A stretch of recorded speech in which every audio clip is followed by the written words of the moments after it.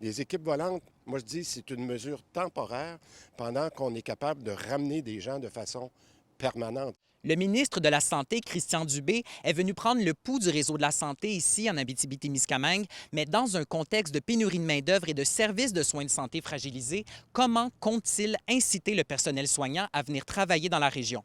C'est d'être capable d'avoir des mesures attractives, dont un statut spécial pour l'Abitibi.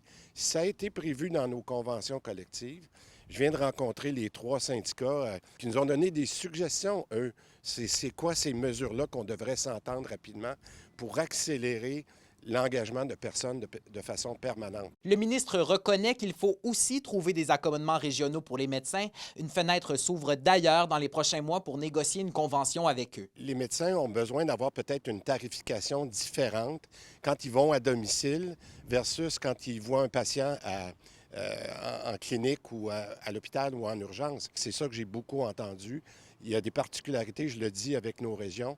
Le gouvernement québécois se laisse jusqu'en 2026 pour soustraire complètement le personnel d'agence dans la région, mais déjà, les employés indépendants disparaissent graduellement et les salariés du CISAT auront à travailler du temps supplémentaire obligatoire. Les gens pensent qu'on arrête la main-d'œuvre indépendante en région du jour au lendemain. C'est faux.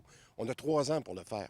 Alors, je veux dire, si on prend le temps de le faire comme il faut, puis pendant ce temps-là, on a les mesures attractives, puis tout ce que je vous ai dit au niveau des conventions collectives, moi, je suis certain qu'on a la bonne façon de descendre par étapes, puis de se retrouver dans 2 ans qu'on aura fait le bon travail. Les membres de la FIC régionale ont adopté la convention collective, mais au niveau provincial, ce n'est toujours pas fait. Ils l'ont accepté, l'entente ici, puis je pense que ça répondait à des besoins régionaux importants. Je veux juste dire aussi qu'on s'est entendu avec plusieurs fédérations régionales. Alors, je ne vois pas pourquoi on ne réussirait pas à s'entendre au niveau national. M. Dubé va relayer les informations qu'il a récoltées ces derniers jours à la nouvelle Agence Santé Québec afin que celle-ci soit au fait des spécificités régionales.